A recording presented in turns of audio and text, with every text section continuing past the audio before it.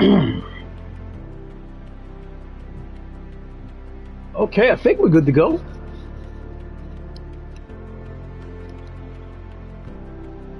Yeah, looks like we're good to go. What is good, everybody? It is the Godfather of VR, the ageless one of the man, Lincoln Clay, coming at you with a live stream.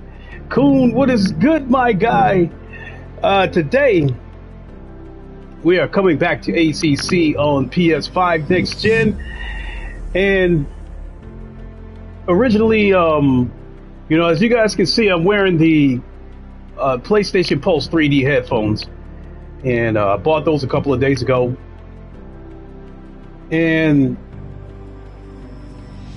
so I tested them on a couple of games before I went live, and sadly I have to say that I wasn't really impressed. Maybe I'm missing something here. If there's something where somebody can point me out, I'll gladly take suggestions. But I have to say that the gold headphones that was on the PS4 to this very day are still some of the best headphones I have ever experienced. Console, PC, anything. And with the gold headphones, it had an app that you could download from the PlayStation Store. It wasn't mandatory, but if you wanted to get the most out of those headphones, you had to download that app from the PlayStation Store. And it had an equalizer, so you could set it to your custom settings. And then there was a list of games that had been optimized for the gold headsets, and it made a huge difference. Case in point, if I played like The Last of Us without the app, without the gold headphone app, it sounded good. But once you activated that app, I've got the golds, and they are awesome for most games. Yeah, the gold are some of the best headphones ever created on this planet in history.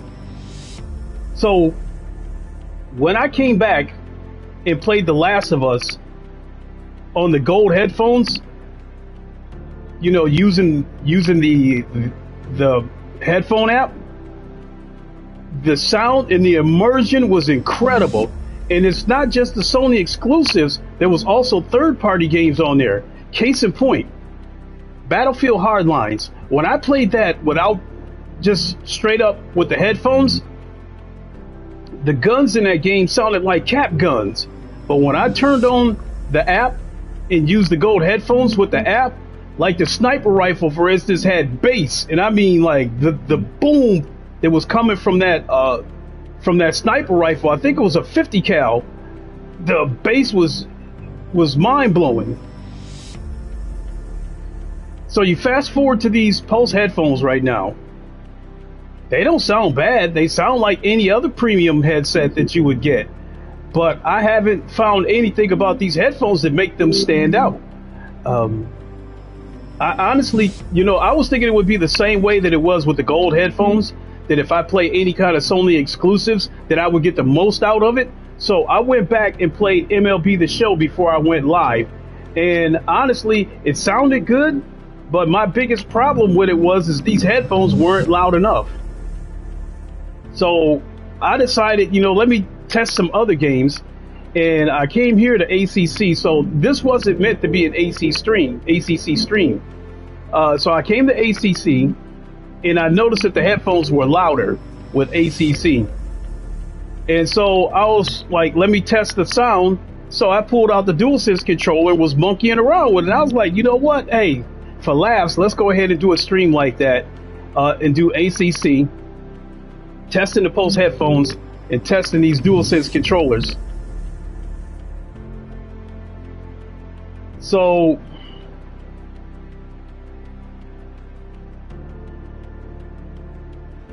right now,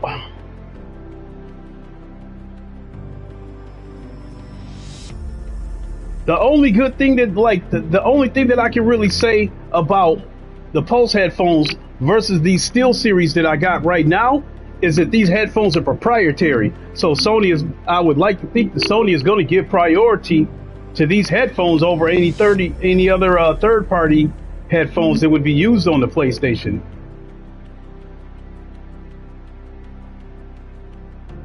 So now let's jump into the DualSense part of this.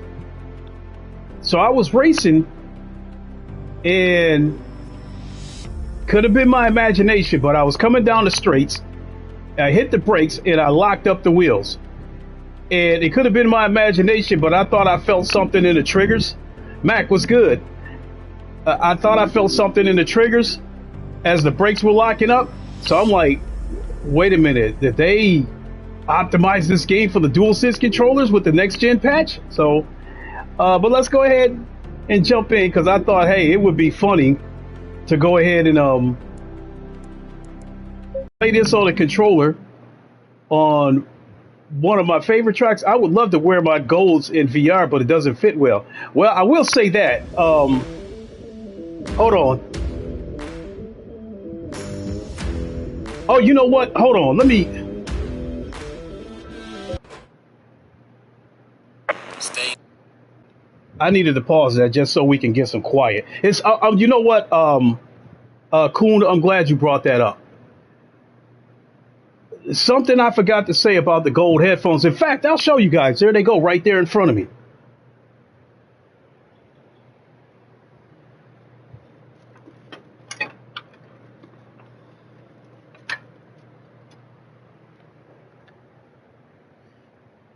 So these are my gold headphones, and they've been through hell. You know, as you can like see right here, like the vinyl is peeling off. You see the sponge underneath. The vinyl is peeling off, and the most profound part of it is the plastic on this halo part of it was cheap.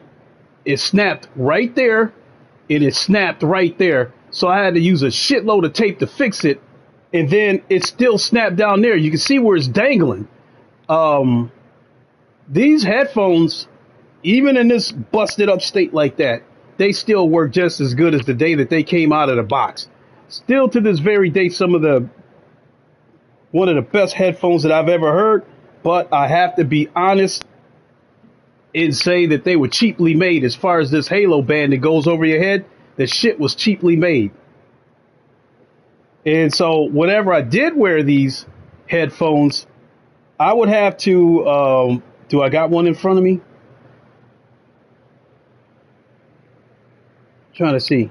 So just this tape wasn't enough to make sure the gold headphones were pressed against my ears tightly.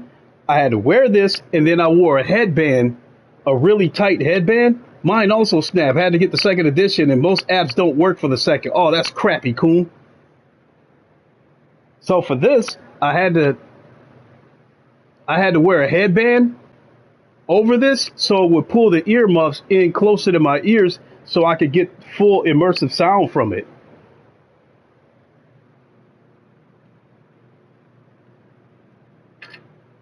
So yeah, with that being said, Kuhn, using these headphones are damn near impossible for PlayStation VR. Especially with me having to wear a headband. But on the other hand, the earbuds that come with the PlayStation VR aren't bad at all. They're not bad at all. But I will say this, Coon.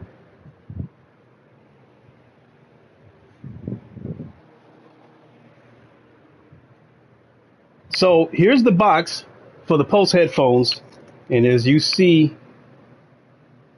right there, it is compatible with PlayStation VR. So I'm hoping that, I haven't tried it yet, but I'm hoping that they're designed a little bit better to be used with the PlayStation VR.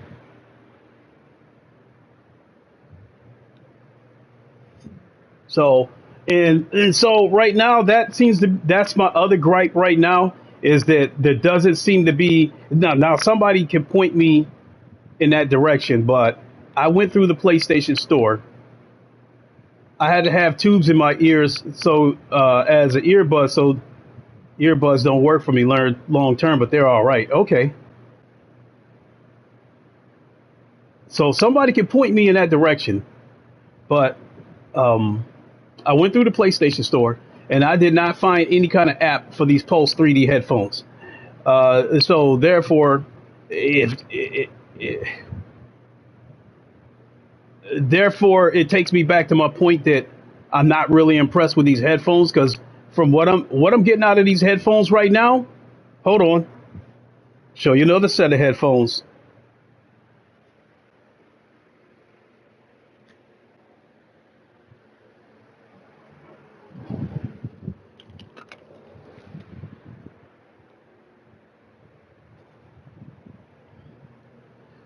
These right here are my Turtle Beach Recon 200s.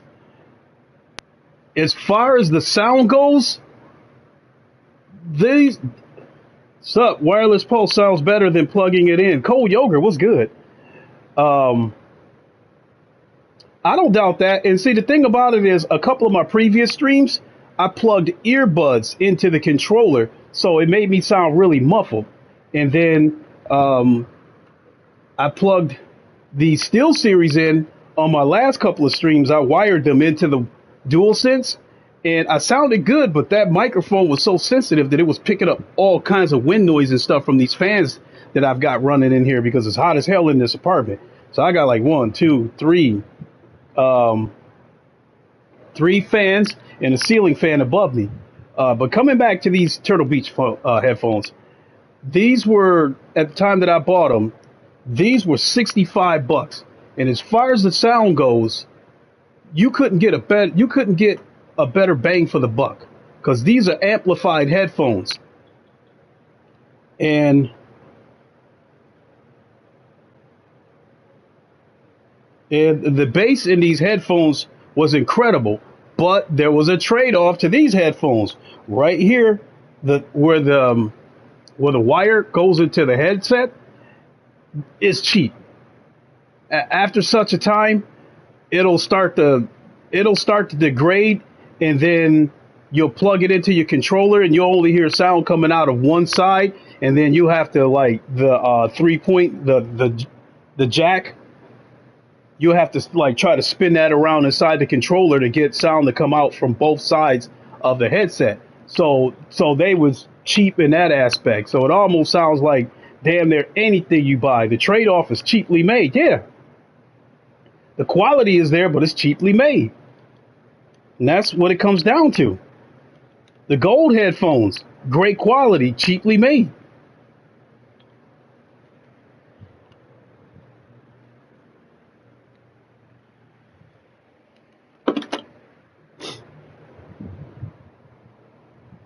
Now these Steel Series headsets, coming back to these, they feel cheap in the first place. I mean, they were part of the bundle that I bought from Best Buy. So for $200, you would get this Steel Series headphones, this wireless mouse, and this lighted keyboard. So even though the keyboard's not wireless though, but it's still wired. The second edition is better made, but most apps don't work. Yeah, so with the Steel Series for $200, again, you get this lighted keyboard, the headset, the wireless headset, and a wireless mouse. And this headset feels cheap to begin with, but I can't tell you what a convenience it is with them being wireless, because I can move all over the place. I can move all over the apartment.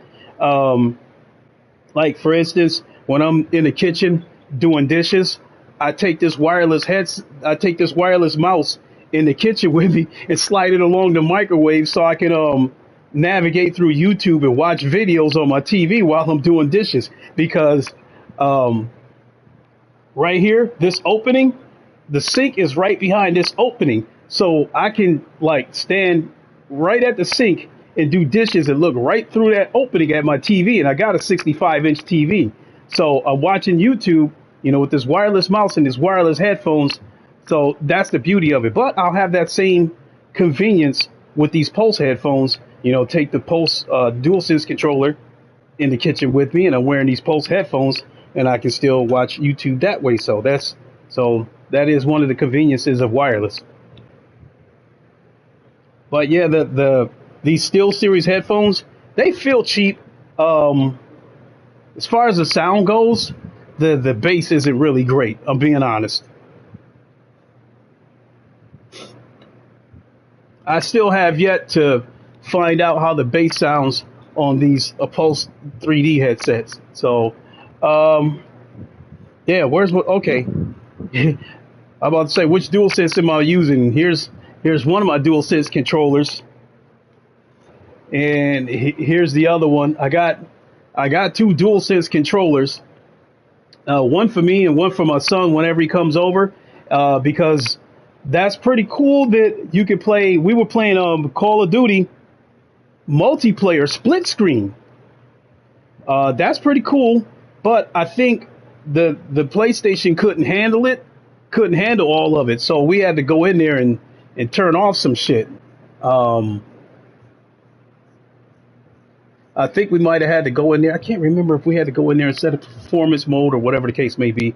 And I think we even tried to stream it. And I don't think the PlayStation 5, for as powerful as this console is, can handle all that shit. Trying to play Call of Duty split screen multiplayer, I think with quality settings and trying to stream it 1080p 60 through the PlayStation. I think the console just couldn't handle all that. So if I can remember correctly, I think when I tried to stream it, I think the stream ended up terribly. I can't remember if I deleted that stream or not. So, okay. So I'm about ready to do a couple of laps. I'm not going to do a full race, just do a couple of laps just because I want to try the DualSense controller. I haven't raced in God knows how long with a flat screen controller, seriously. I think the last time I used the controller seriously on a game, I think was when Drive Club first came out. And then, but I knew when Club first came out, the best experience was going to be with a racing wheel because I already had one previously. The first racing wheel I ever had was the 360 wireless racing wheel, and I was using that to play like Project Gotham 2, Forza Motorsports 2, Project. No, take that back. Project Gotham 2 was on the original Xbox. Project Gotham 3. So Project Gotham 3 and Forza Motorsports 2 were the two main games that I was using the Xbox wheel on.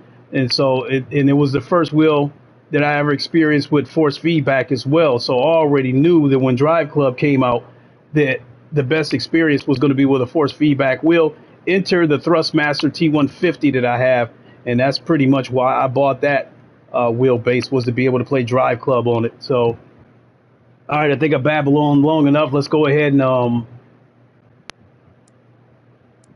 double file. oh, we'll have to restart so I can go back into my settings.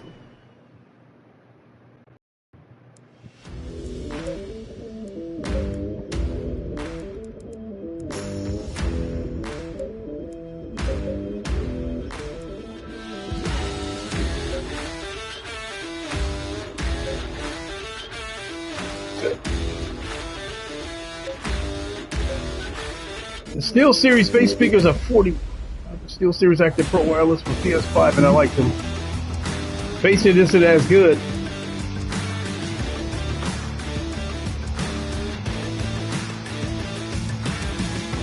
Yeah, let me come back and see what you guys are saying. All right, I got to pull up my own stream because the Astros are glitchy with the PS5, though. I got to pull up my this stream.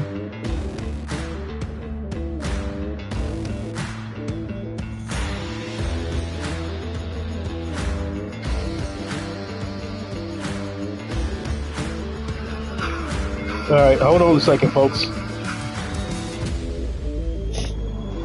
Okay, so now I can see you guys' full comments. So you said the Steel Series bass speakers are 40 millimeters. I have the Steel Series Arctic Pro Wireless for the PS5, and I like them. Bass isn't as good as my A50s, Astro A50s. The 50s have 50 millimeter bass speakers. The Astros are glitchy with the PS5, though. Ooh, okay.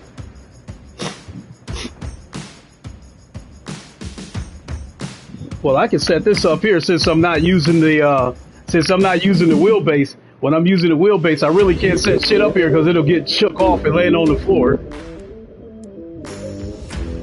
Yeah, but for those that saw the title of this stream, yes, I am using the Dualsense. Going double file. Still looks gorgeous.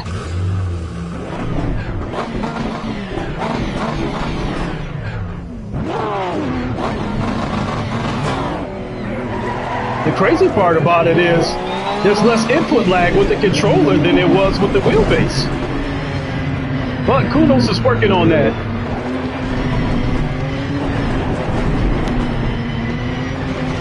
Speaking of which, after I do a lap or two,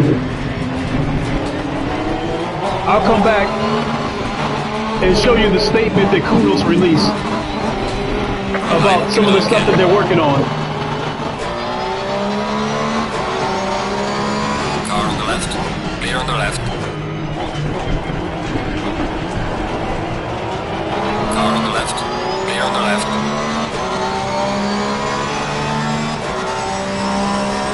Still looks beautiful.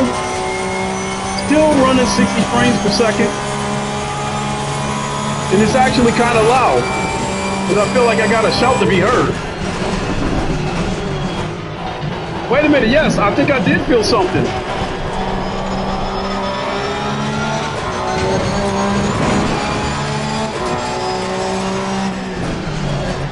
Yes, I think I felt something in that DualSense trigger. Car on the left. Clear on the left.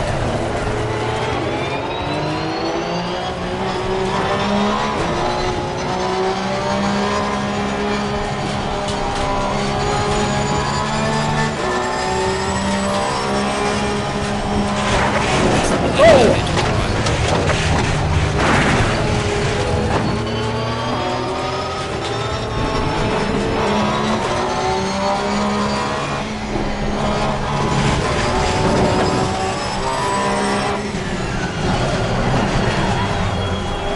Yeah, I felt something in that DualSense, the trigger. Yeah, no question.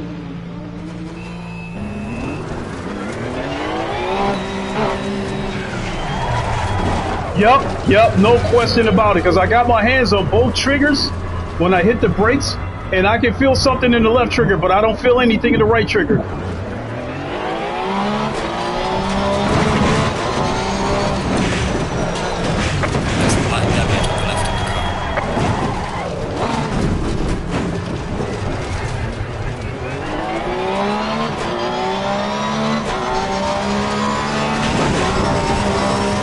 And the car is damaged.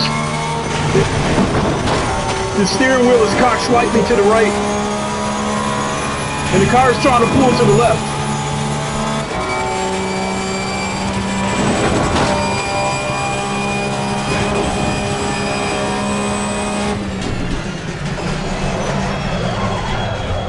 Oh.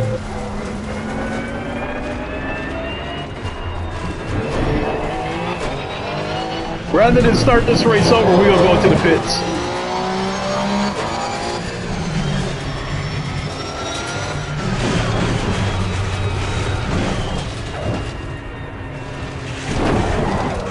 Yeah, some of the functions still don't seem to be there because over on the left-hand side,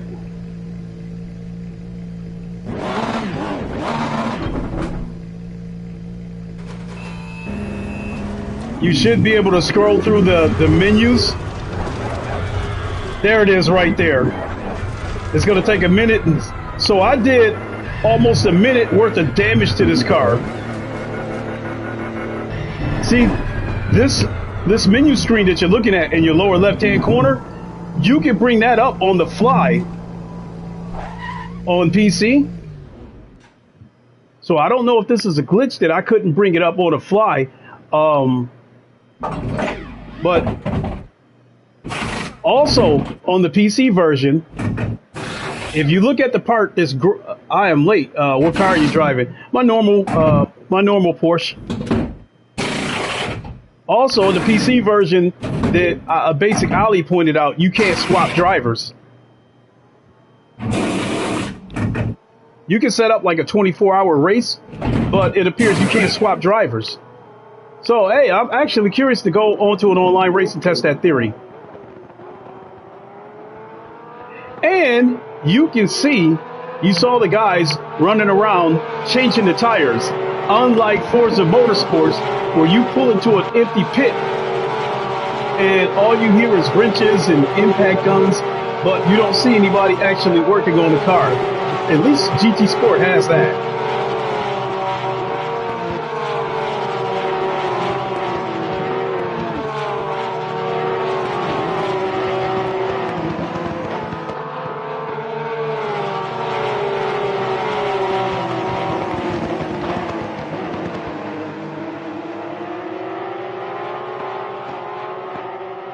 Let's go, go, go, go. We are at the halfway mark. Keep pushing.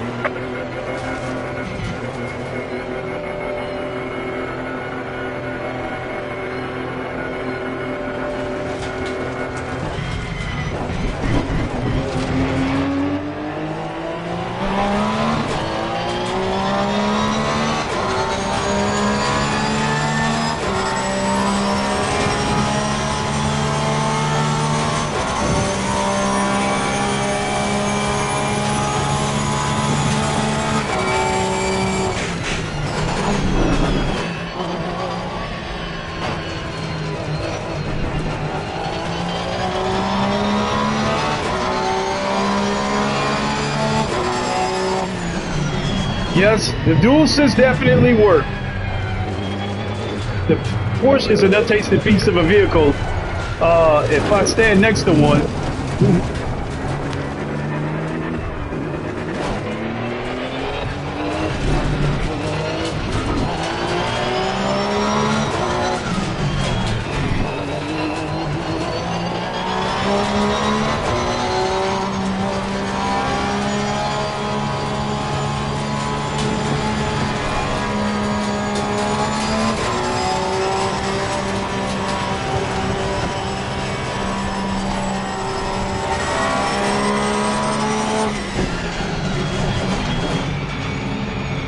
you know, the crazy part about it is there's actually some guys out there that race with a controller, and they're faster than some of the top guys with a racing wheel.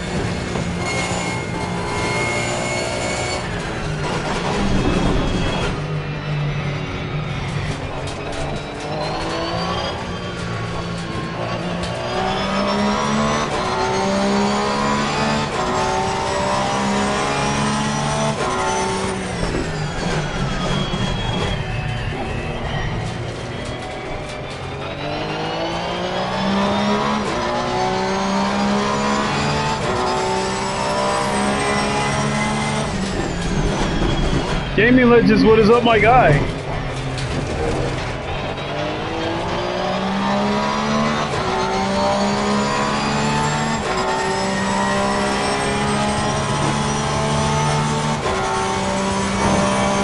should check out the show with Japanese people with drifting with a skyline in a Porsche.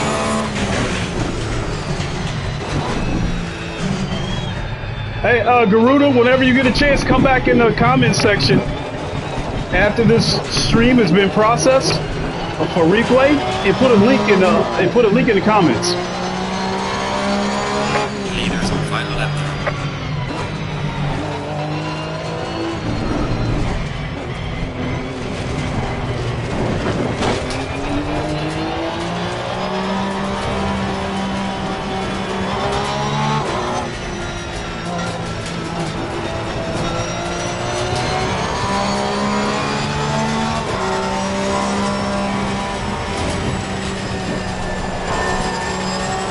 Oh, almost lost it. If I didn't know this game so well, because I could see the car was slipping.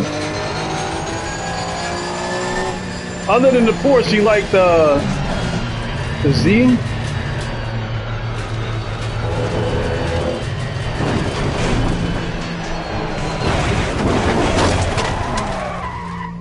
All right, let's go check out the online lobbies. But yes, the Dualsense, at least the brake trigger works. I feel something in the brake trigger.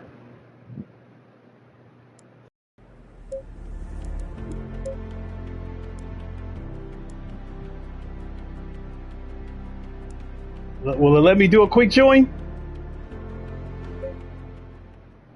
Oh, spa! Oh my God!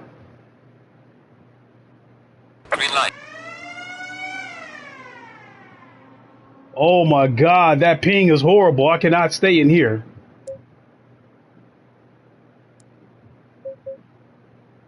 Oh, and there's only one person in here. The Zonda is a bat out of hell. Okay, you must be talking about games that like allow you to use production cars. Me myself, I'm a GT3 guy. So you best believe when GT7 comes out, the majority of the racing that I'll do will be with GT3, GTE, GTM, LMP, the LMP1, LMP2 cars. Every now and then I'll mess around with the concept cars, but as far as me racing seriously, that's what you're going to see me doing.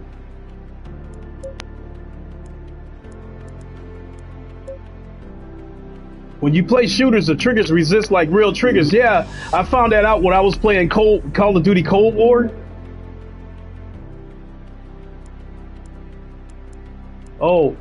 Oh, you know something else?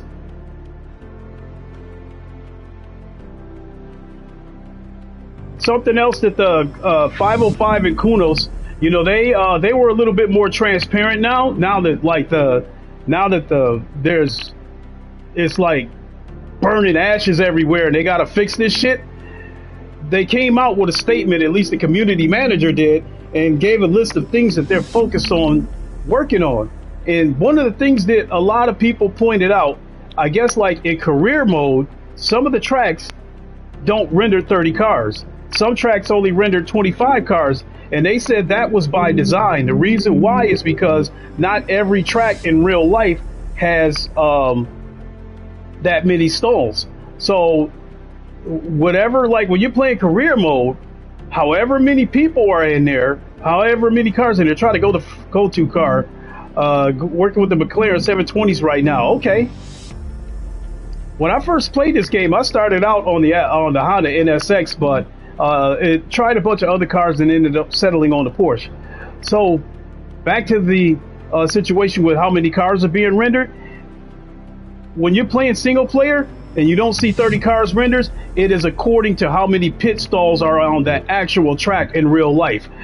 There are some, according to them, so they said it's by design. That's how many pit stalls are available.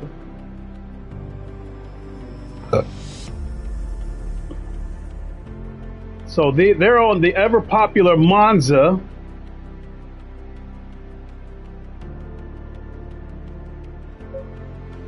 And the latency, you know, the ping is about what I would experience if I were to go on PC. The Zonda can never win because it's questionable in turns. But if you have a long strip, tell it right there. Speaking of the Zonda, if you're talking about a production car and not a race car, you're going to have to brake much sooner than you would with a race car. With like a GT3 car, or especially like with a Formula One car, you could damn near stop on a dime with one of those cars. I mean, you could actually wait until the very last second. So I would say starting at the top with Formula One cars, going all the way down to the bottom with production cars. The further down that ladder you go, the earlier you're going to have to hit the brakes to make sure you're under control when you get to that corner.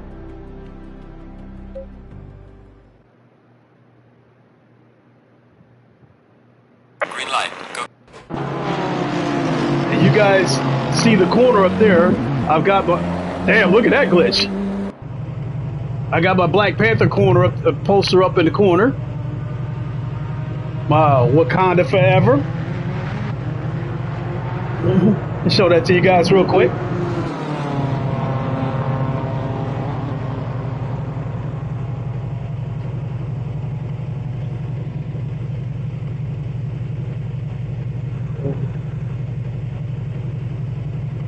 Wakanda forever.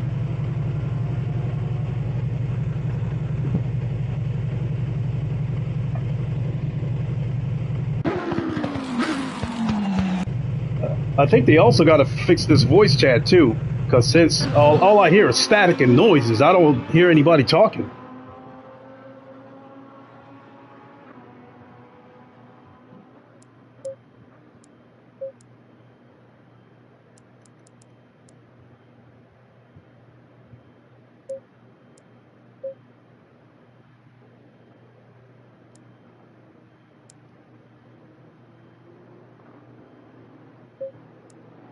Let's go ahead and mute that noise. Another thing, the Pagani is a LM is a race car. Okay, I'm gonna have to do some research on that car then. The Pagani, so if you look at the bottom of the pane, you see where it says online ID. What that would show you, in my opinion, well, they removed the pane over here. You see this transparent pane over here to the left. That's supposed to show you all the cars that's in this race. But it doesn't. So that's definitely something that's got to be worked on as well.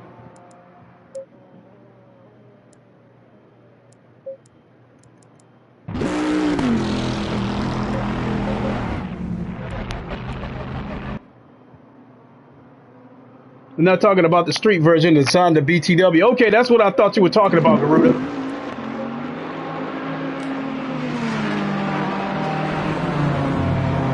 So before we get going, if you look up at the rear view mirror, you'll notice that the quality isn't that great. I don't care about that because it actually looks worse for me on PC because I set it that way. On PC, you have the option of even setting the rear view mirror. You can set the quality to, you can set it to high, mid, low. You can set it to run at how many frames you want it to run. You can also set it to the view distance. Like for instance, if a car, in my case, I got it set to 20 meters. If a car comes within 20 meters, it will show up in that rear view mirror. If they are out of the 20-meter range, the car will disappear. I set it like that on purpose so it doesn't put an extra load on my PC. So, like, that's one of the better things about the PC version than this version is there's so many options for you to turn down the settings to get you extra performance. So, on PC, I turn off the stuff that I don't need in order to get some of the resources back to put it back into performance.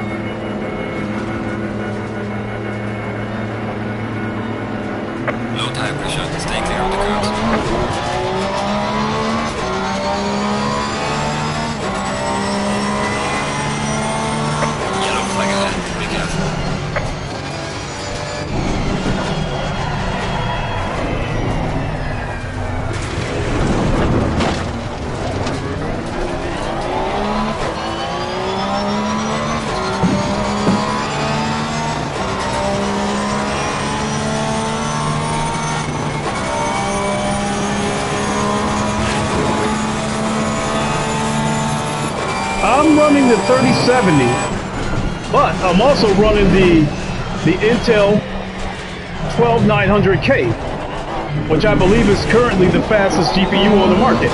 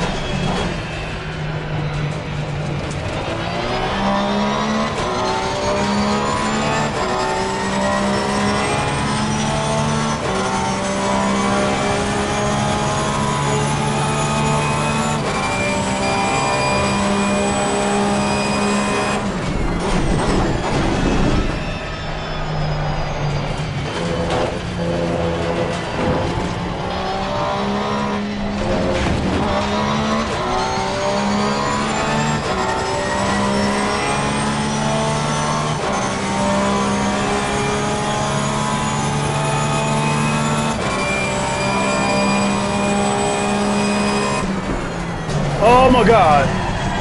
Missed my braking point.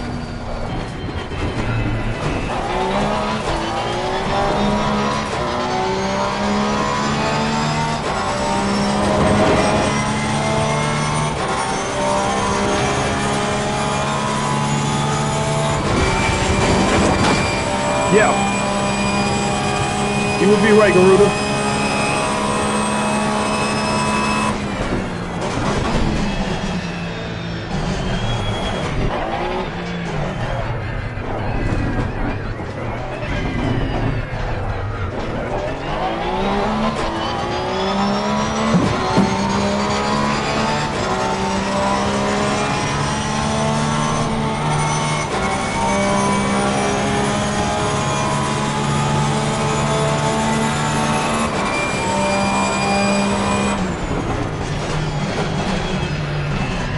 This is crazy.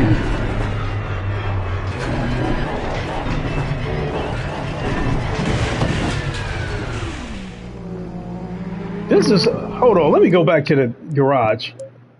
Because this race is about to end anyway, I believe. Yeah, this race only has 1 minute left. This is crazy. When I say that, this is crazy in the sense that the brakes respond better with this Dualsense than it did with me using the drive hub adapter and using my V3 pedals. And I'll show you guys the pedals that I got too. So if you see wires and shit like that, just excuse it.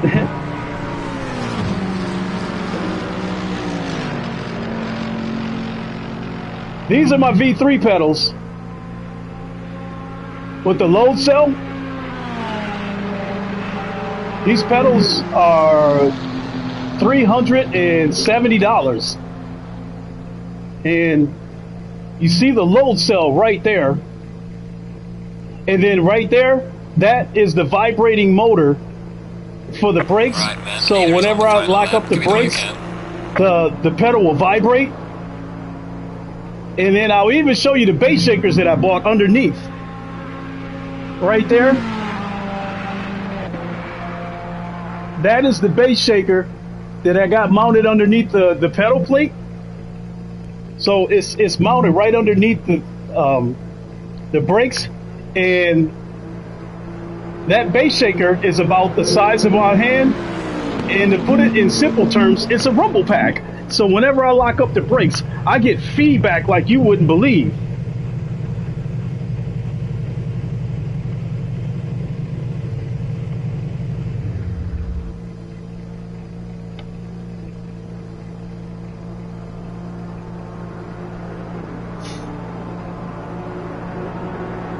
So yeah, that's why racing on PC is a much better experience, because like that rumble pack, that bass shaker that I just showed you guys, that doesn't work on the PS5. And I've got one mounted in the front and I got one mounted here in the back. So whenever I start the car up, I feel that vibration. Whenever I lock the brakes up, I feel that vibration. You feel that vibration, just a minute.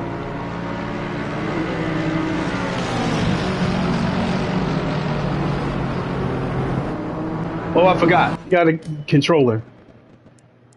Green light, go, go, go.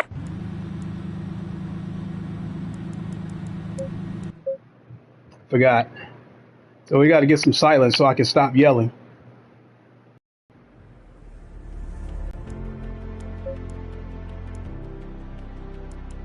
I'm not doing a race. I'm just getting to a point in this game where I can have some silence so I can talk a little bit.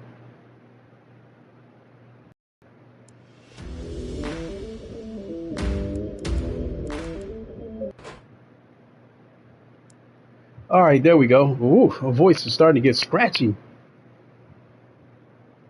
So yeah, that's why the experience on PC is much, much better, because like this wheelbase is made primarily for PC, but the wheel right here will make it compatible for Xbox. So if I were to connect this wheelbase to an Xbox, I would think that the response would actually be better. But I have an Xbox Series S. Let me take that back. not a Series S. I have an Xbox One S. God damn it with these silly ass names for these Xboxes. One S, Series X, One X. Ugh. Ugh. Anyway, I have the Xbox One S, and there's no way I'm gonna connect all this shit to that console because I'm not racing it. You know, I guess I'm spoiled now. I'm caviar now. I'm not racing at 30 frames per second. 60 or better, period. I tolerated the PS4 version of Assetto Corsa Competizione because I knew that the PS5 version was on the way, and I knew that the PS5 version would be 60 frames per second. So I tolerated it, and especially being that it was going to be a free upgrade. So why not play the game on the PS4 and get a feel for it and get ready? That twitchy steering wheel when you use a controller will drive me crazy, man. I would definitely be turning the wheel off. The purpose of this stream is not necessarily to try to race with the controller. I'm more or less doing this as a joke. The reason why I did this is because the main purpose of this stream is for me to test these Pulse 3D headphones, because as I was saying at the beginning of the stream, based on what I'm getting out of these headphones, I'm not impressed. 1 second again.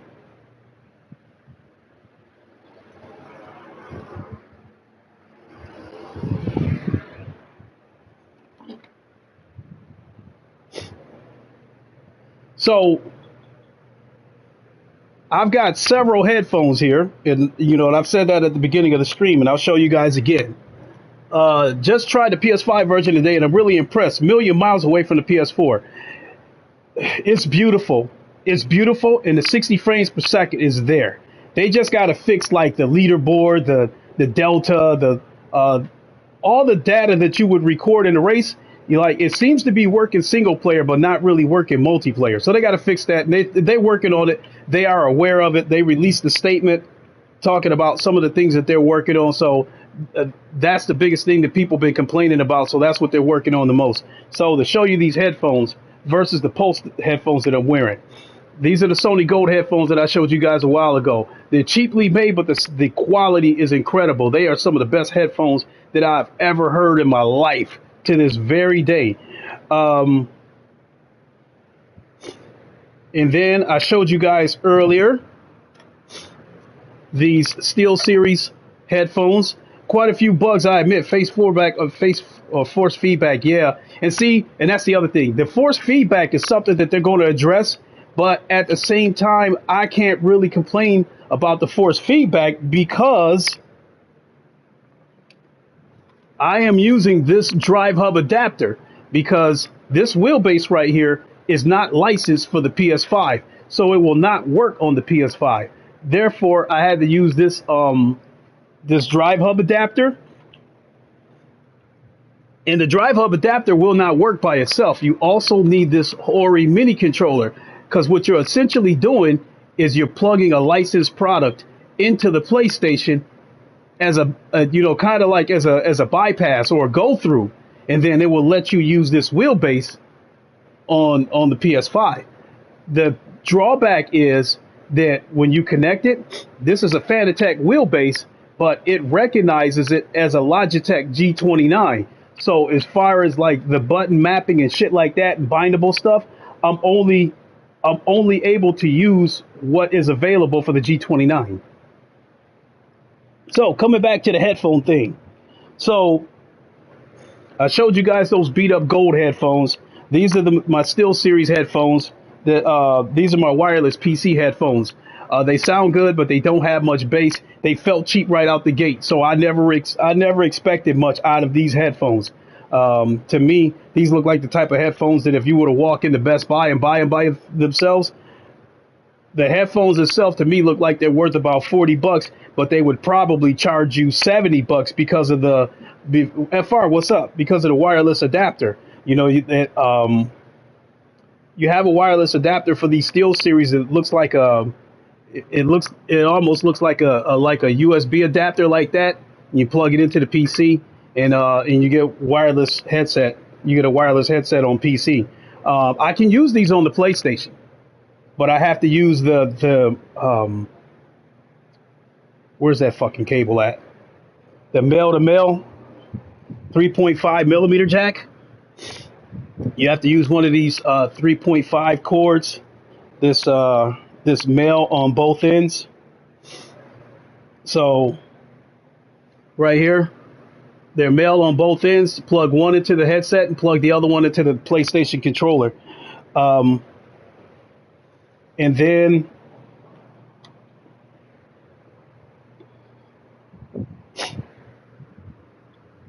and lastly, right here, my Turtle Beach Recon 200s.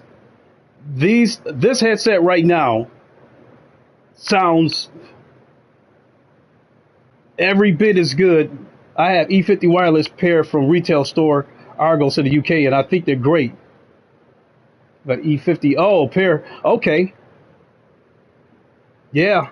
Then these Recon 200s, at the time that I bought them, they originally sold for $70. This is an amplified headset, so you do have to charge them. These are battle tested. Some of the vinyl is peeled off the edges, but this headset, the foam is very comfortable, and they sound great. I think these Recon 200s.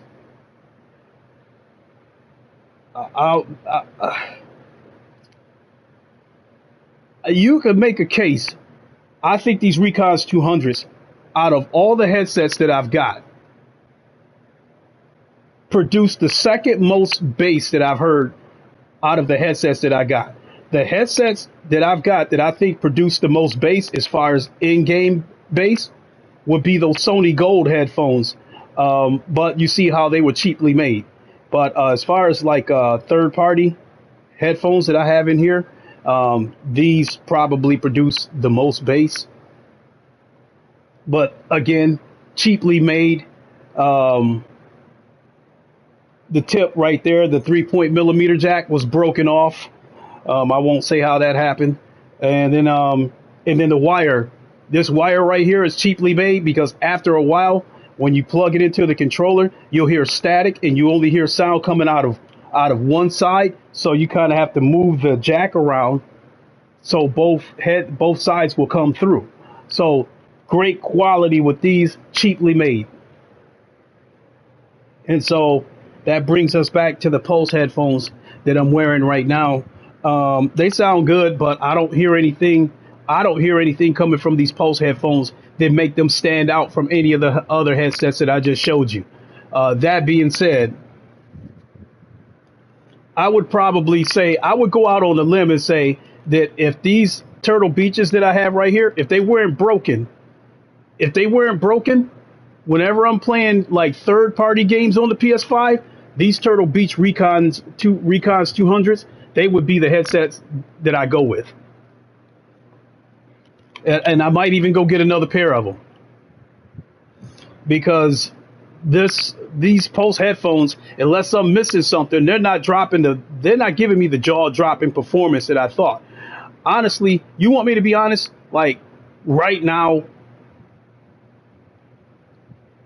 you could make a case that because the gold headphones have been optimized, because they've been optimized for games, exclusively for those headphones, right now I'm going out on a limb and say that the gold headphones sound better than these. Whatever feature these Pulse headphones have that's supposed to separate it from the rest of the bunch, I haven't found it yet. They sound good. I haven't heard anything that separates it. Again, coming back to the gold headphones that I was wearing when I used to play on the PS4, as I was saying, that if I played a game like Battlefield Hardline, all the guns sounded like cap guns. But as soon as I turned on the gold headphones and opened up the app and selected Battlefield Hardline, because it's been optimized for that game, the sniper rifles had bass like you wouldn't believe. I mean, it had the kind of bass that you felt like the gun was kicking you in the shoulder when you fired it. That's how immersive the sound was. I haven't heard anything like that coming from these headphones yet. So I'm not going to bash them and say that I wasted $100 buying these headphones, but I am going to stick to my guns and say that I haven't heard anything coming from these headphones that separates it from any of these other headphones that I've shown you. So I would say, as far as sound and quality goes, that's it. That's it. These beat up ass Sony Gold headphones that I've destroyed. The Pulse app. The Pulse has an app. Please tell me where I can find that app at. That's the key right there, because that is what I'm assuming why I'm not getting the full benefit of these Pulse headphones, is because I do not. If there's a Pulse app for these headphones, I do not have it yet. So please tell me where I can find that app. I tried to go through the PlayStation store and I tried to type in, and I chose apps and I tried to type in Pulse and nothing came up. So please direct me to where I can get the Pulse app.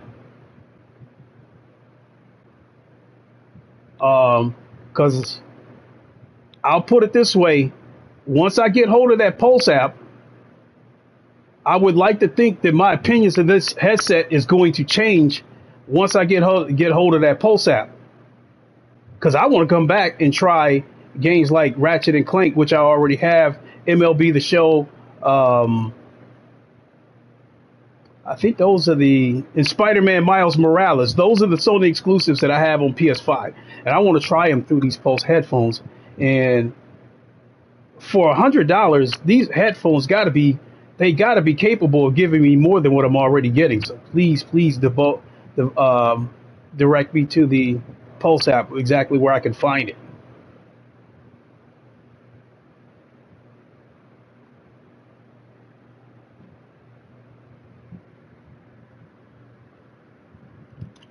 So I'll be ready to wrap it up here in a minute. So more or less, that was the purpose of this stream, was to test out these Pulse headphones and to have a little bit of fun using the Dualsense controller, playing a racing game, because I haven't done something like that in years. At least from a competitive standpoint. I've done it, a few times over the past years just to get a game set up, just to get it running, just to test it out, and then I would plug my wheel up and get serious. But let me see what time it is. It is 11 o'clock, so I'm probably going to have to get going here pretty soon, because I have to go pick up my Bobo strap.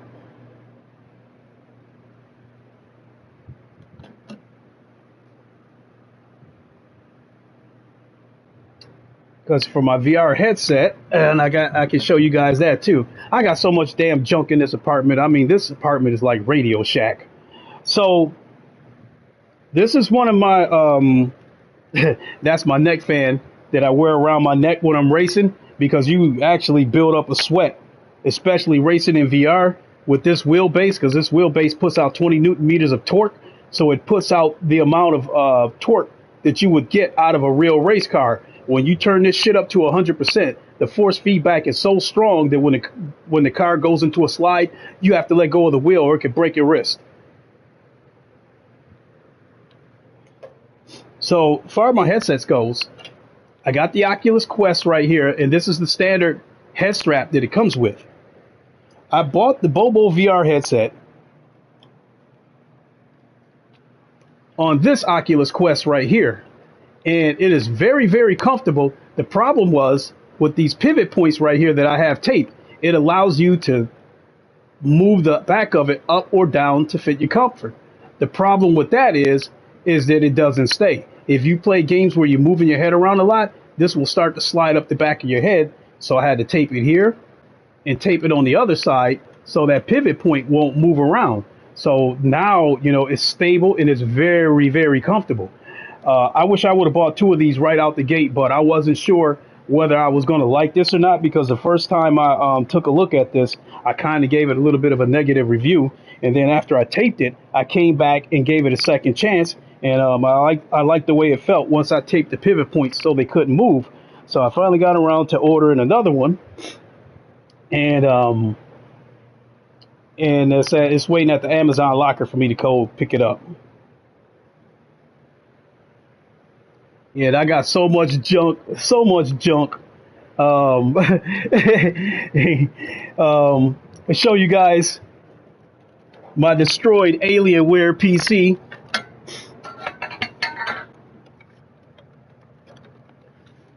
So this is my Alienware PC right here. And so what ended up happening with this PC was it originally came with a 2070 and an i5, 16 gigs of RAM. And the first thing I did was put 32 gigs of RAM in it. Then the next thing I did, I put an i7 in it. Under the sound settings at the bottom of the screen, you can... Hold on, let me see what you're saying there, because I gotta see that entire comment.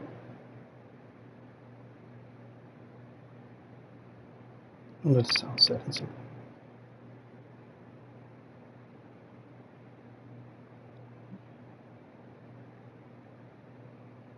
You can set up audio profiles. Okay.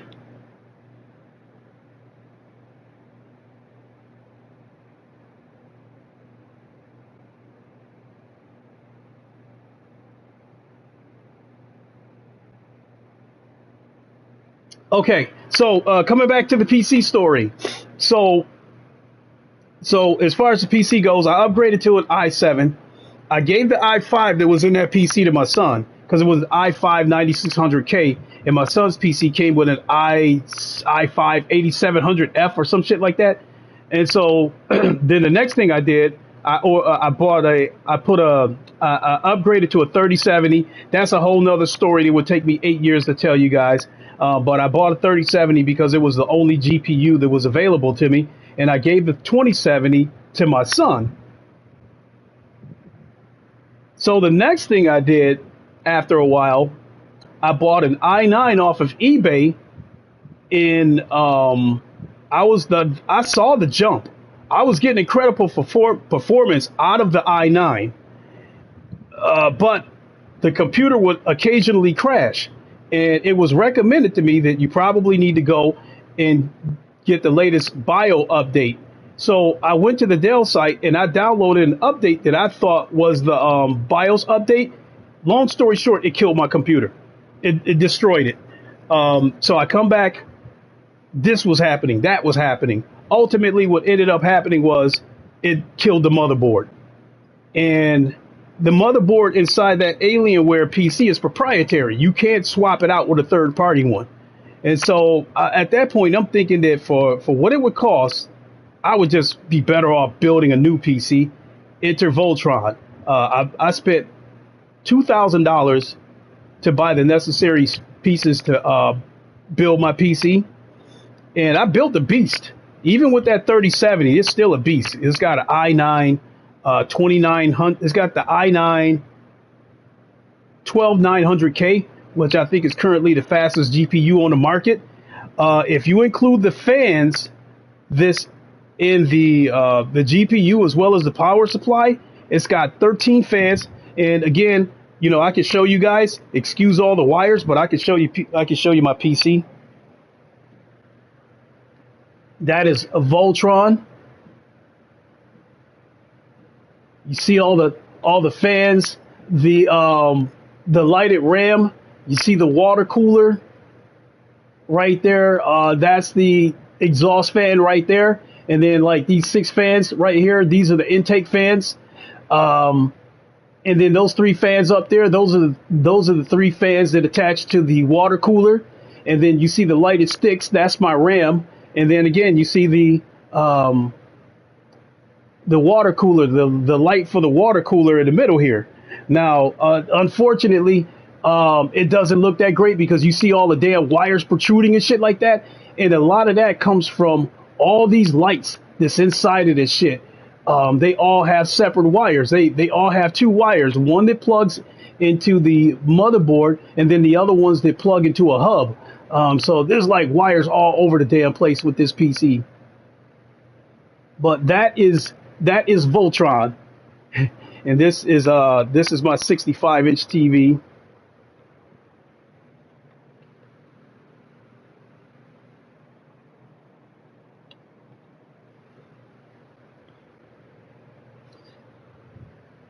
All right. So that computer, based on everything at its retail price, that computer's worth $2,500. The most expensive part in that PC is the CPU, the i9-12900K, which was $620. The next most expensive part was the 3070, which I bought at retail for $500. But if I would have bought it off of eBay, I would have paid double minimum. It would have cost me $1,000 minimum. So, and then I got this damn wheelbase right here. That's $1,200. That's probably, as far as my gaming shit goes, this wheelbase is probably the most expensive piece of equipment that I have. It's $1,200. This rig that I'm sitting in right here was a little over $800. You know, I got a little bit of a discount. You know, it came with free shipping, and then I used an affiliate code, you know, from YouTubers and shit like that, and got a couple of more bucks knocked off. Then I showed you guys my V3 pedals. Those were $370. This McLaren wheel right here, it's $200. When I first bought this wheel, I thought $200 was too expensive for this wheel, but now I feel like this McLaren wheel is worth every penny. And even big YouTubers like Dave Cam love this. He thinks it's the best bang for the buck. So, and what else? You know, my PS4 Pro is in the bedroom right there, and my PlayStation VR as well as my Xbox One S is in the bedroom. My Oculus Rift S is right there on the floor. So I've got a total of 4 VR headsets in here. I actually had 5, but I let my son take one of them home because he was having problems with his Quest 2. So if you calculate all the shit that I bought, along with the stuff that I bought for my son,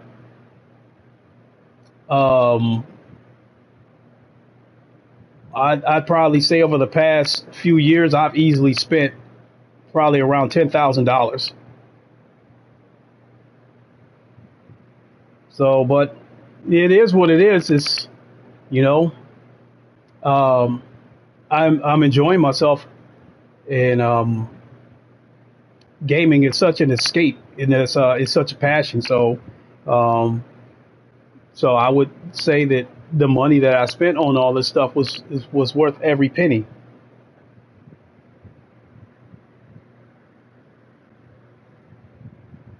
So I think with that, I think I can get ready to boogie on out of here. And I'm definitely going to see about getting get these Pulse headphones hooked up, and then I'm going to come back and try some of the games and see if it sounds any different. And if any of it sounds any different, I just play Wipeout Omega PSVR and tried out some GT Sport again in VR, coming to PC VR. I'm very surprised. Hold on, let me see your full comment, Great Tantrum.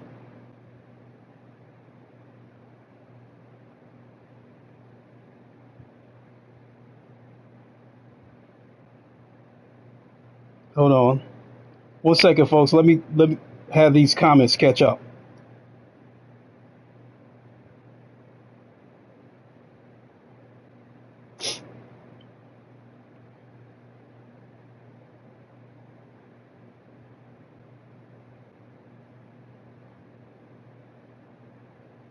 One second, folks. 1 second.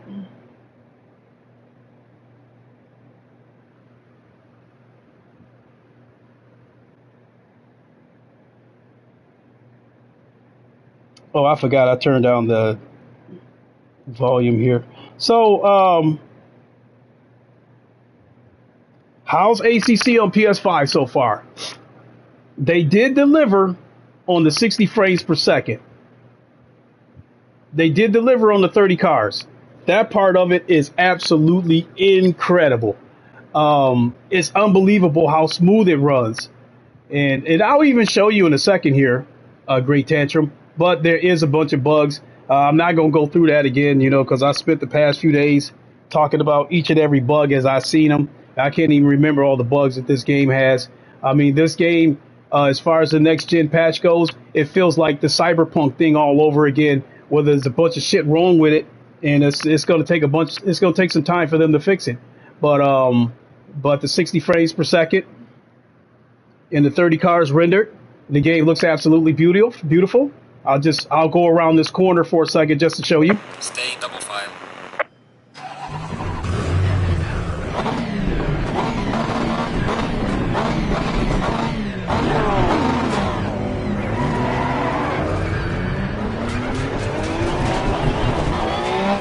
Keep in mind that I'm playing this from a controller.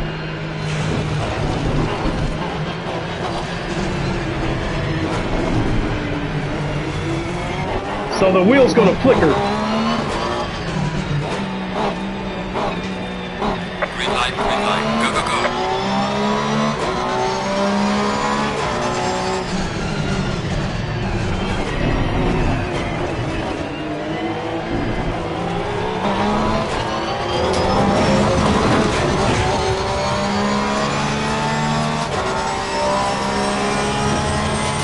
And the 60 frames does look marvelous.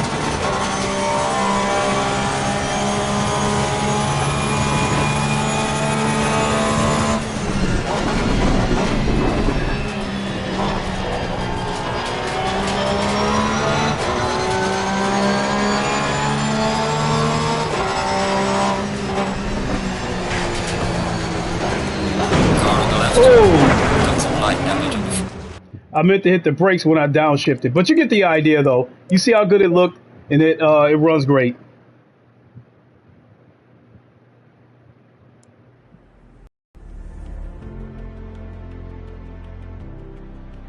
FR, what's up? Hey,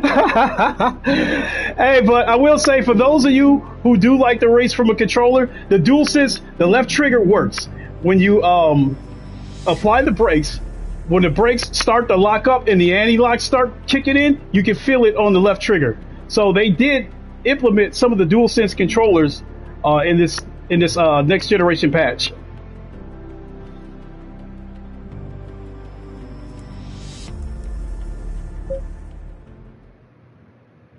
I need to get back on my wheel if I'm going to do this, but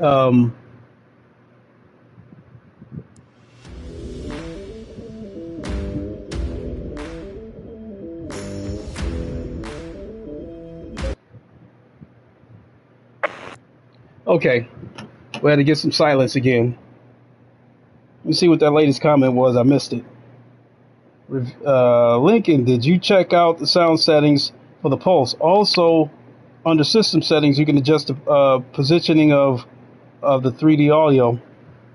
I think first things first, you know, the big thing was that I was going through the PlayStation Store and I went through like the system settings and stuff like that, and I couldn't find anywhere where the Pulse headphones was recognized.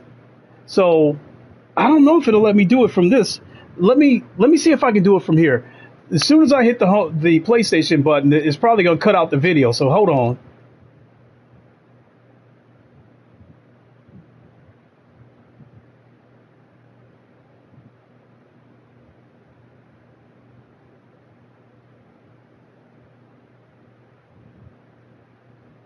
Output device, USB, wireless headset,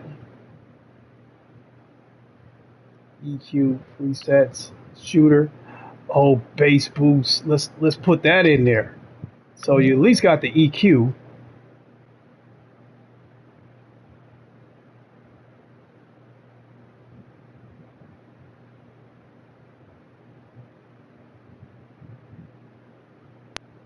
So it does recognize it a USB headset. It says wireless headset. So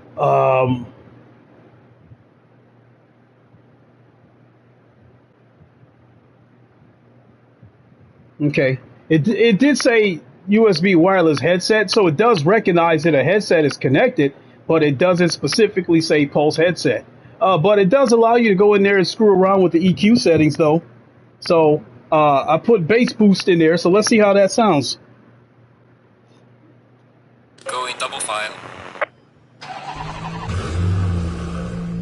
Oh.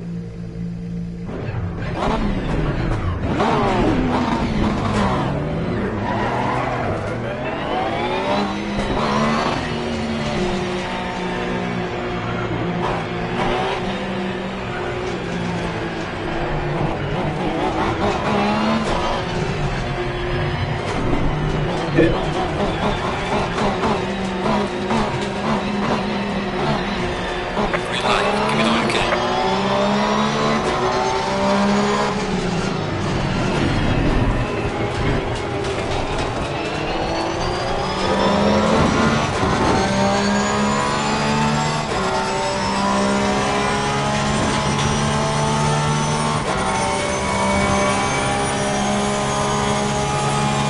Yeah, I see you. See Avatar. Yes, sir.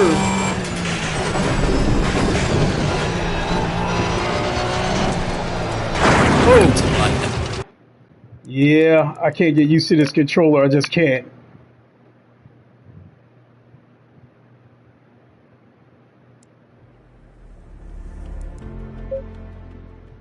It's a natural reaction to hit the quit button as soon as you wreck, because I got to keep coming back to the screen so I can like cut out all the background music. All right, there we go. So yeah, Lou, that's what it was.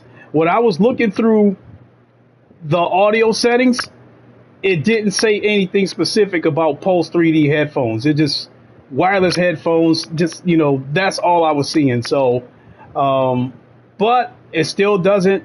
I did hear a little bit of bass when I turned on the bass boost. I did hear a little bit more bass. It is louder. I mean, but I was trying out MLB The Show, and it sounded good, but it wasn't loud. Maybe it's a situation where I had to go into the settings of the game and turn up the audio. That could have been it, but it sounded great, but it was not loud. But now this game does show me that these headphones have a little bit of pop to them. They do have a little bit of bass to them. They do have a little bit of volume too. Because like hear that loud engine roar is part of the immersion.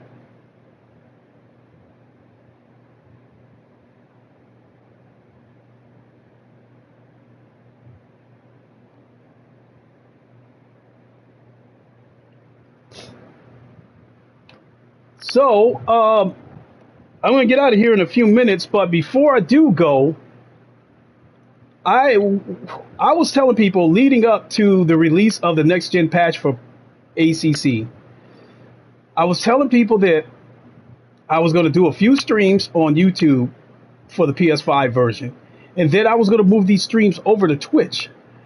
I'm starting to rethink that now because, I don't really. Did you adjust the 3D audio under system settings?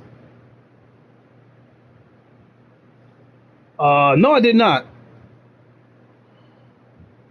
So I can go check it out now. You guys are going to lose the picture for a second. Hold on.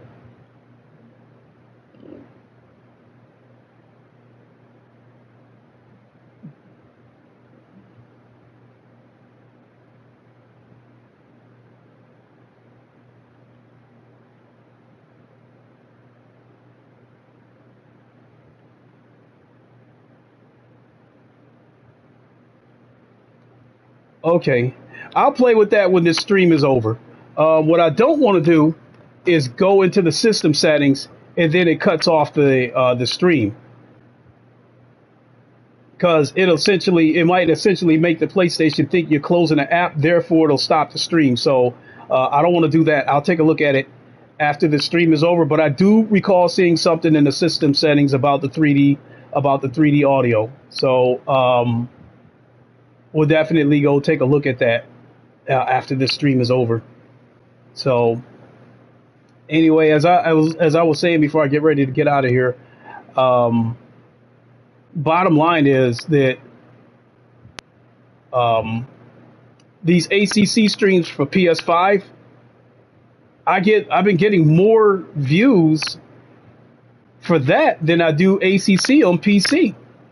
And I don't know if everybody is still caught up in asking about the performance of the next gen patch, wondering about the bugs, that kind of stuff. I don't know if that's something I don't know if this stuff will die down, over time. But the bottom line is, at the moment, my ACC streams on PS5 is getting more views than my ACC streams on PC.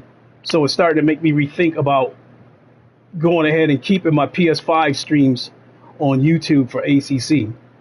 I think what I'll do is I'll do a couple of test streams on Twitch and see what happens and see what the views look like over there. But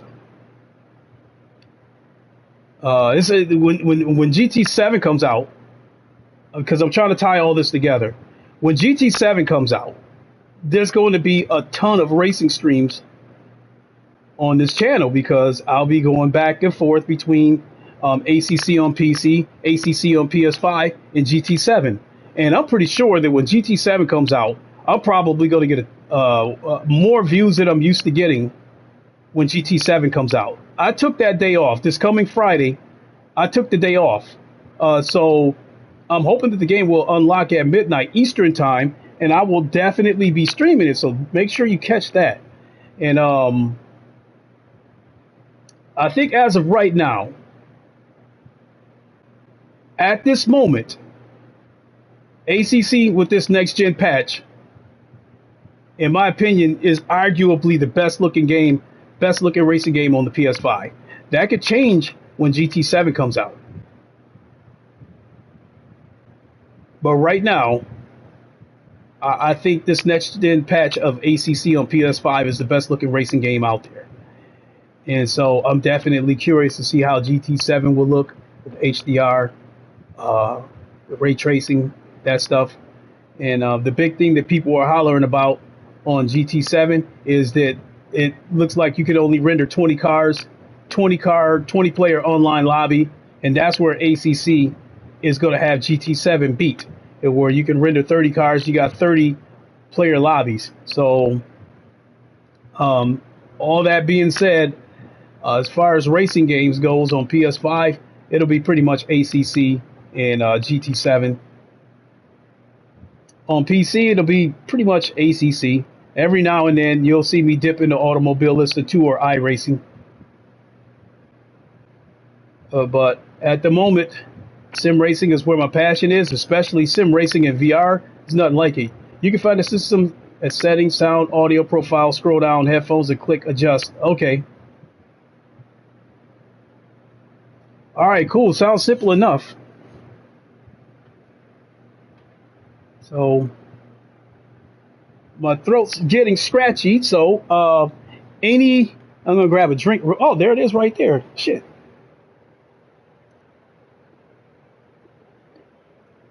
Damn, let this shit get to room temperature, but I'm still just that thirsty.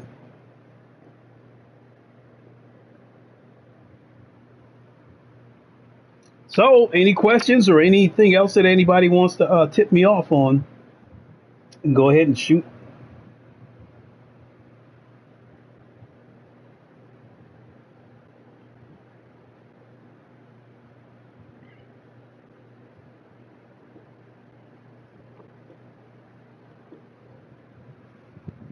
Excuse me.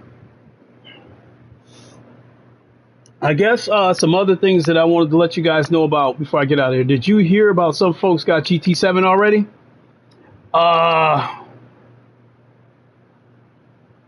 There's an Asian guy named Chupagetti that streams ACC. He's got about Lucky Sucker's already played GT7. I've never heard of him, but this Chupagetti that I'm talking about, can't wait for ACC to get patched up to match PC version 1.8 makes a difference. Yeah, that I do understand that's on the way. They know the force feedback. Amazon released it earlier. Oh, that's probably something with Amazon Prime. That's probably a perk of having Amazon Prime. That's probably how Chupagetti got it. Because he's an Asian guy. I haven't subbed to his channel, but I've watched a few of his streams. I think he's got about 25,000 subs. Seems like he's really passionate about GT Sport, but I think he posted a picture either on either in YouTube community or on Twitter. He posted a picture of the physical copy of it, still wrapped up in the pack, still wrapped up in the case. So yeah, I guess that, so what you're saying probably explains why I saw that picture, because maybe he got it through Amazon Prime and that allowed him to get it early. So my guess is Amazon probably paid Sony and Polyphony Digital a few bucks to be able to release it. Reviewers are still under embargo, but not people who got their copies early. Okay. Well, GT7, I don't expect it to be any worse than GT Sport. I only expect it to be better.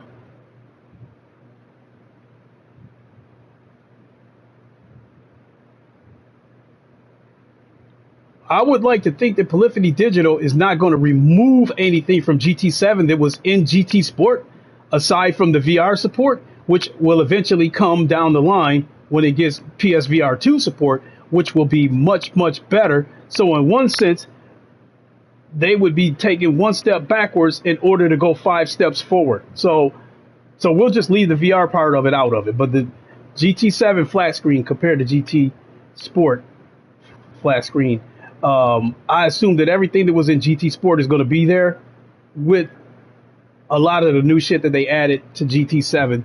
So I would probably say that, which Metacritic don't mean shit, but so let's take them out of it. I haven't even played the game yet, but based on what I've seen so far, and based on what I expect the game to have, I expect this game to be no less than an 85 from me. So I'm going to set 85. Yes, PS5 version will be 4K 60 with HDR. Well, I mean, this is 4K 60, I believe 4K 60. The HDR part, I'm not sure if it's like within the settings or not. Because if you go to the video settings, let's, but I think even on PC, there isn't an HDR option. I think it's up to you to set the HDR within the console and not so much the game. So the HDR is turned on within my PlayStation, but it's not turned on my PC. White balance, sharpness. GT7 will only be HDR showroom, not during races. Ooh. Ooh.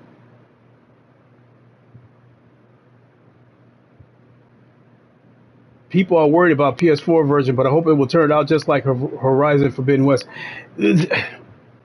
Something like Lou, what you just said. Whoa.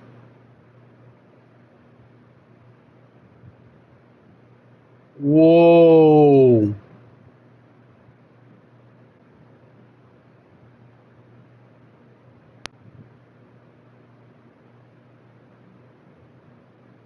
But to my knowledge, GT Sport, you know what, Tantrum? I think you're right.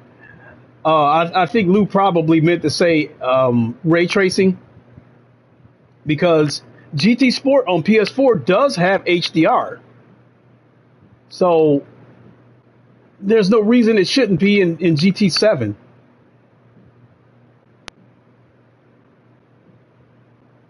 But if HDR is not on GT7, PS4 can do HDR. It is the ray tracing that will be showroom and replay only. Yeah, see, that makes sense. And for those who want to use this shit as console war ammunition, I'm going to set them straight right now and make them understand they have no idea how much racing games taxes the hardware, especially if you're racing in VR. It taxes the shit out of the hardware. That's one of the reasons why I went off and built that beast of a PC so it can handle it. So I'm telling people right now, if anybody watching this stream want to use the lack of ray tracing in GT7 for console ammunition to throw it up in the PlayStation people's face, cut it out. Because even some of the hardcore GT7 GT people don't even understand this. One of the things that they complained about is GT7's only going to be able to render 20 cars and only going to be able to have 20 players in online races. I believe that part of that is so they can save some of the resources to use on PSVR 2, because with the PSVR 2 headset having HDR, 90 hertz refresh rate, it is going to take a lot to run a game like GT7 in VR. So they probably had to save some of the resources for the VR support when it comes later on this year. So for those talking about the game only runs 20 cars, or the game doesn't have ray tracing during races, stop it. Because it takes a lot. Again, it takes a lot. Rasterization of lighting has gotten so good nowadays that it is difficult to see the difference. Like, you guys don't, like, on PC, ACC on PC, you guys have no idea how much shit I have to turn down in order to get the game to run right so I can stream it. Because when I'm streaming ACC on PC, not only do I have to worry about how much the game itself is taxing my PC, I also have OBS taxing my PC. I also have the racetrack overlay. When you guys see the overlay map over in the corner, that's taxing my PC as well. I got Discord open because I'm talking to Ham and all those guys. That's taxing my PC. When I use the Crew Chief app, that's taxing my PC. So I've already run off 5 apps that's taxing my PC.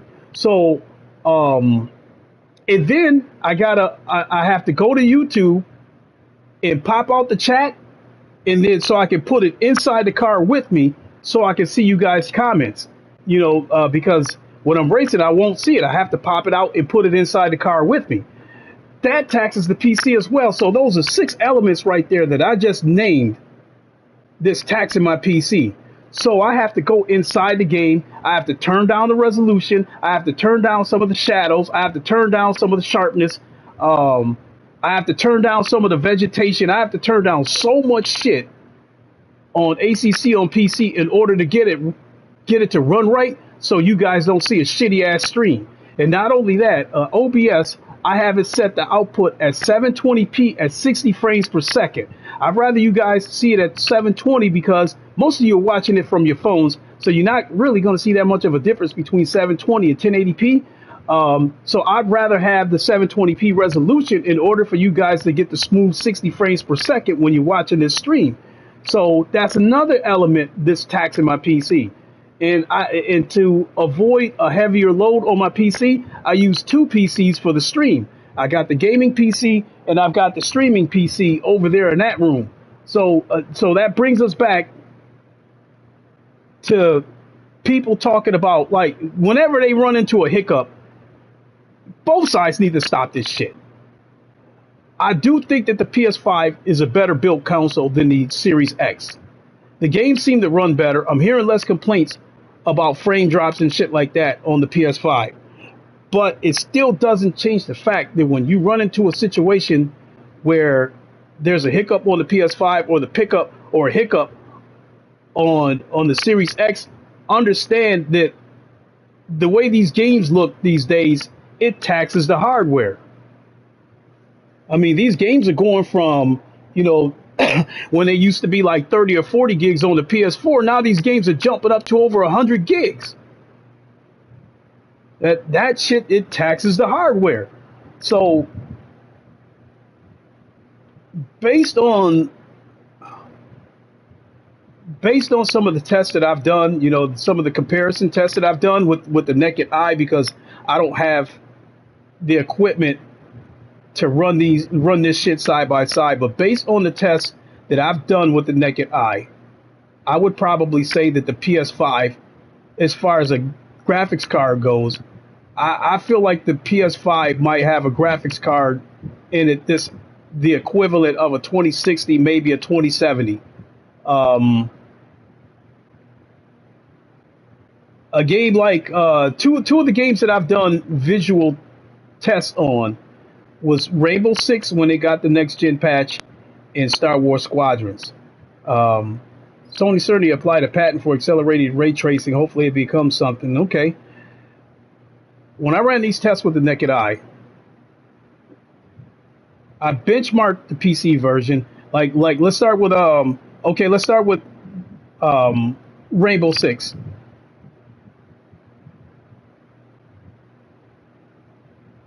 The next gen patch on PS5, it runs at 60 frames per second. And at first glance, the shit looked like it looked PC. That's how sharp the shit was. Then I went into my actual PC, and I think I was running at, yeah, Liga, that's about right. No, I can't even agree with a 2080. I have a 3070 in my PC, and I've seen some of the comparison videos between a 2080 versus a 2070. Let me say that again: a 2080 versus a 3070. Basically, when the 3070 came out, they tried to say that it was a 2080 killer. What, in my opinion, the 3070 is basically a 2080 without the 2080 price tag, because there's still a couple of things that the 2080 can still do performance-wise better than the 3070, but only by a couple of frames. So let's go back to this comparison that I was talking about with Rainbow Six on PS5 and on PC. Bottom line is the picture looked a little bit sharper on PC, and I had the resolution set at like 1544. Now it would have been, and I still noticed the difference, just flicking back and forth on my TV between the PC and the PS5. And then when I ran the benchmark for the frame rates, we already know that the PS5 version is locked at 60 frames per second. When I benchmarked the PC version, I was getting like an average of 140 frames per second, and the max that I got out of it was like 170 frames, and I think the lowest that I got out of it was like 80 frames. But I think it averaged out to about 140. And this is when I still had the 2070 in my Alienware. That being said, that's what made me come to the conclusion that a PS5 is a 2060 or a 2070 with the settings turned down.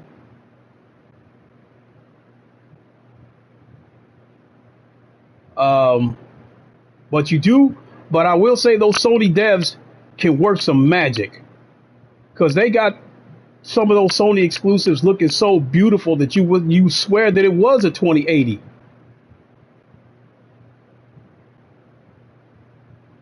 So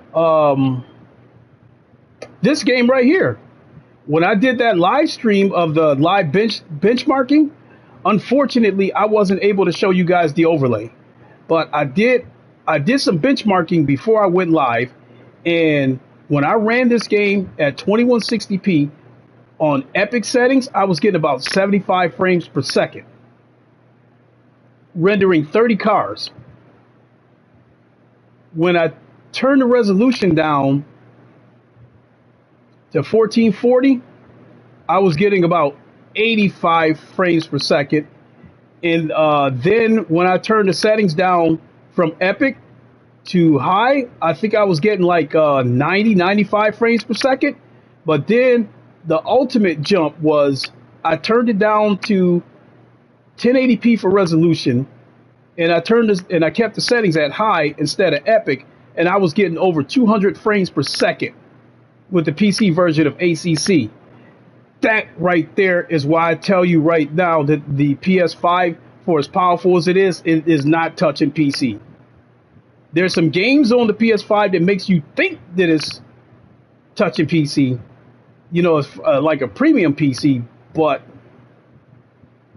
it's got PC power, But do not think for 1 minute that the PS5 is like fucking with a 3090 or something like that, because it's not.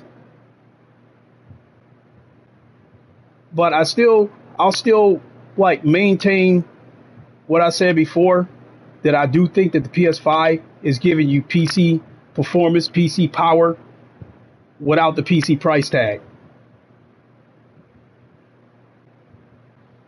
So I still think it's an amazing machine. And I would say, like, right now, ACC right here on PS5, it runs good enough that once they get the bugs worked out, it'll probably be a 20-40 split how much I play this game between PC and PS5. So I never get tired of looking at that sharp, beautiful picture.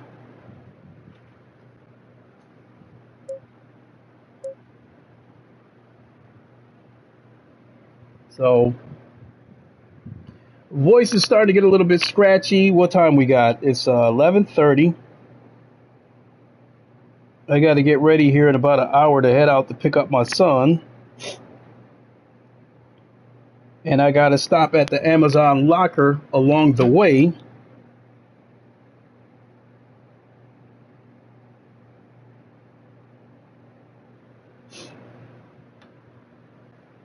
So I can grab my Bobo VR head strap. So, what is on the docket today? Because once my son gets here, I will not have access to the PS5, nor will I have access to my PC, because not only will he be doing his normal thing on VR chat, he's also working on some projects. Speaking of which, that's the other thing I forgot to tell you guys. I can go ahead and tell you guys this. My son, if you guys have seen some of my earlier streams on VR chat, my son has created a Gears of War multiplayer in VR. He's also created a Modern Warfare multiplayer in VR, but it still has its limitations. So he's ready to step his game up and take it to the next level. So right now he's working on some maps that he plans to upload to contractors and Pavlov. And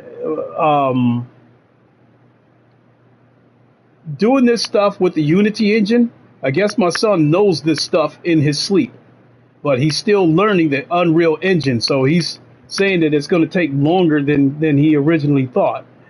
But the plan is that Pavlov, as well as contractors, allow for VR mods. So my son is working on uploading one of his Gears of War maps to contractors and Pavlov. So I will definitely keep you guys posted on that. And as soon as he gets the map uploaded, I will definitely stream that for you guys to help, spread my son's content. So when you see me when you see me streaming anything that has that says my son attached to it, either my son is streaming it or I'm showcasing some of the work that he's done, please drop in and show your support. I would really appreciate it. So with that, thanks for sitting through this stream.